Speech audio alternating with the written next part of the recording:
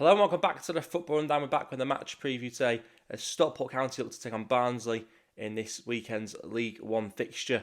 Of course, both the teams still in the top half of the table. Stockport County have pushed up to fourth with a win last weekend. It's not been so comfortable of late for Barnsley. Of course, though, Stockport County do come into this fixture having taken a point away from home in the first meeting of the season, thanks to a late Louis Barry equaliser. The Hatters currently find themselves in fourth and on a 4-match winning streak and beat an 11-match unbeaten Orient side, of course, last weekend. Barnsley have slipped down the table in recent weeks and now find themselves in a battle to stay in the top half of the table with 4 defeats from their last 5 league matches. Barnsley have had a poor record against top half opposition so far this season, with just 3 wins, beating Lincoln, Bolton and most recently Wrexham. However, their record away from home has been very, very strong actually, with the majority of their wins in the league this season being away from home. The Reds have won 12 games this season in the league, with 8 coming as an away side. Barnsley loaned Sam Cosgrove to Stockport County course on deadline day. Cosgrove had scored just once in the league this season for the Reds, while their top goal scorer in League One is former Mansfield man Davis Keilor-Dunn, who has bagged 9 goals in 25 games. Adam Phillips has also chipped in with 7 league goals this season from midfield for Barnsley. Corey O'Keefe could be one to keep an eye on as well for Stockport County on Saturday. The Barnsley number 7 is the second most assists in the league this season with 7. He also ranks the highest for big chances created with 13 coming. That's all predominantly coming from the right-hand side this season. For any Barnsley fans that might be watching this as well, Barnsley have the second most shots on target per match with Stockport top of that. Barnsley also ranks second for big chances missed. Is it simply a case though that they create a lot of chances and they're just locking that quality centre forward who can take the chances? That is something that I think County fans can probably sympathise with, because we could probably score a lot more goals if we had an out and out centre forward who can score goals at this level. One thing I would say about Barnsley as well, they don't concede a lot of goals. They could probably do conceding a fewer, a couple of maybe a few less than what they have done, but they might not be as far away as maybe the table makes them look. I think I'd expect a tough battle on Saturday, to be honest. I think, a tough battle, but hopefully one that Stockport County can come through relatively unscathed. So, of course, we spoke about Barnsley, maybe the position they're in, not looking too good, but, a couple of wins and, things can always turn around, can't they? But, of course, Stockport, like actually I've just said, a couple of wins and things look very different. County, of course, carrying some momentum at this point in time. Another big win last week, and Wotton getting his first goal in the league since November. However, like I said, there's still an issue with County not scoring goals, not being ruthless enough in front of goal. Wotton is second in the league for big chances missed with 12. We obviously know he's not a serial goal scorer at this level. And I suppose the question is, do we think we've done enough in the transfer window to fix that, to get us firing, to be a level up from what we have been in the first half of the season? I'm not so sure. I mean, if you think about it, Benoni Brecky Anderson, probably too soon for him. Tantor Alafi, he probably needs a run of games to, sort of show that he's got over the injury problems and get into that team, get firing. I think he's got the potential to be a goal scorer in League One, even in the Championship maybe, but he's just had an injury hit season. He needs to get, as I say, a run of games, and maybe only then can we see what level he's really at in terms of League One. So we spoke about Benoni, we spoke about Tanto, needing a run of games. Cosgrove, of course, is coming on loan from Barnsley, obviously can't play on Saturday, but his record looks awful in recent times. We can only hope that this is going to be one that Dave Chalner can get a tune out of when maybe other managers have failed to. So I'm not as confident about Cosgrove, to be honest. Then you talk about Mika Hamilton coming in on loan from Middlesbrough. He looks raw. He doesn't look ready, to be honest. So I don't think he's going to come in and add a load of goals to the side. So I'm not sure County have really done that much in the window that makes me think we're going to start scoring more goals than what we have been. Though I do think we had probably a decent window in the end. We'll talk about that more in a minute. More in a minute with some of the additions we brought in, but certainly the attacking ones we brought in, I think it's too soon to say that I would back them to turn around Stockport County's fortunes in front of goal.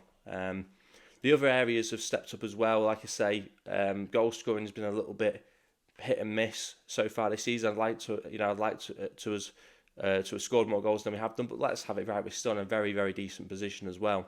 And like I say, about centre forward, about strikers haven't really got going as much as I'd like them to. Other areas have stepped up, but midfield looks solid. Obviously, it's been strengthened with Moxon coming in as well. We know Nick Powell's going to be coming back from injury as well shortly, hopefully next month or so. Defensively, yeah, we're short on numbers, of course we are, but the players that are playing at the moment are playing their hearts out. Big shout out as well to Noel and McAuley-Selvam-Hales. They both come back from injury, sort of the back end of last year, and they've been a much needed addition to this squad. Obviously, their presence in the side has been major. Noel slotting into that back three with alongside Connolly and Pye. Selvam-Hales going almost to right wing at times, contributing with a couple of goals as well. He's putting a hard shift. Both of them have down that right hand side. Selvam-Hales again. I hate the phrase, but both of them are looking like a new signing, aren't they? The sort of impact they've had since coming back from injury. And also it's allowed us to sort of change formation as well a little bit again. We saw against Leyton Orient last week, it almost went from a 3 at the back to a 4 at the back, more of a 4-2-3-1, which is what I prefer, to see County do. And I think that sort of helped us, particularly in that first half performance. A lot of people are saying it's probably arguably our best performance all season. Some people have gone as far to say it's the best first half performance we've seen under Dave Challoner. I can't comment on that, but it was certainly a strong first half performance. We looked on the front foot, we looked aggressive, we looked ready to press, we looked like we knew what we knew what the game plan was, we knew what we wanted to do, and we executed it perfectly. The only downside to that first half performance on Saturday was we only went in 1-0, and I think whilst we did manage to win the game 1-0, when you're strong, you've got to take advantage. When the opposition looks as there for the taking as Orient did in that first half, you've got to score more goals, because there's always that chance the team comes out a different team in the second half, and you sort of get punished for not taking your chances. Luckily that didn't happen on Saturday, but it's just a matter of time really for County that we can't keep winning games by tight margins. We've got to rack up goals when we're strong in games, and that's what I'm saying about maybe a lack of firepower, not really firing up front. We've got to fix that, because at the moment, look, we've gone on a decent run last couple of games, but we do need to be a bit more ruthless when we have chances in the attacking areas. There's no doubt about that. But like I say, and that takes me on sort of nicely to what I think the team will be on Saturday. We've gone relatively unchanged in recent weeks. I think Callum Camps was the only player to sort of come out the side on Saturday. Obviously, he's had a knock or an injury of some sort. Lewis Bate came in. I thought he was exceptional. Those sort of 50-60 minutes that Lewis Bate contributed for, we saw the quality and class that we have done for that first half of the season of having him. He's a fantastic player. Will he start on Saturday? Now that we have a new man in the door, the former Portsmouth midfielder Owen Moxon, I'm not so sure. I mean, I don't think Challoner's gonna look to bring in those new signings straight away. And actually, my predicted 11, very rarely does this happen, but I sort of think Dave Challoner will pick the same team that I would like to see picked. I think we will go away from that 3 at the back formation. I think we'll go back to the 4-2-3-1 that we went with against Leyton Orient. I think it will be a pretty much unchanged 11. In fact, I think it is an unchanged 11. Hinchliffe in goal, Noel, Connolly, Ethan Pye and Ibi Torres, those 4 defenders in the back 4. Norwood, Bate as the 2 central midfielders. Selvam-Hales on that right-hand side. Collar just behind the striker. Tanto on the left, as we saw against Orient. And, of course, Wootton down the middle as the out-and-out striker. That's what I think Challoner will go with. It's also the team that I would go with, because, like I say, we don't have loads and loads of options in the squad at this point in time. And also, the players that have come in, they've only just come in. So I think it would be unfair to drop him in straight away.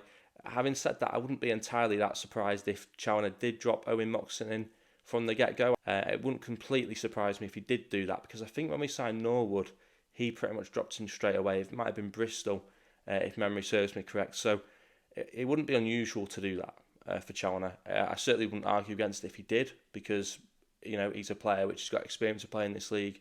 He's obviously been playing the Championship first half of the season. He'll have quality, but I just don't think we'll put that on him straight away. He'll probably make an appearance off the bench. In terms of January signings, the players that are coming, like I say, Benoni is more of a bench player, isn't he? He's kind of replaced the role of Stretton, who of course was released on deadline day. Benoni's on the bench. He might not get, he might get a couple of minutes off the bench, but I doubt it. Challoner doesn't really seem to want to bring him in as much as I'd like to see him being brought in. So he'll obviously be on the bench, you'd expect. As I say, Mika Hamilton, I'm not entirely sure about him. He just doesn't quite seem to have that edge about him that, of course, Barry did. And I know that's unfair, but he doesn't seem to have that same level of quality. And I think Challoner's a little bit put off giving him minutes as well, because when he came against Orient, he didn't look particularly that great as well. So he's definitely going to be a working project, really. As I say, Moxon, not entirely sure what to expect. Obviously, Brad Hills as well from Norwich on loan. He'll be on the bench, you'd expect as well.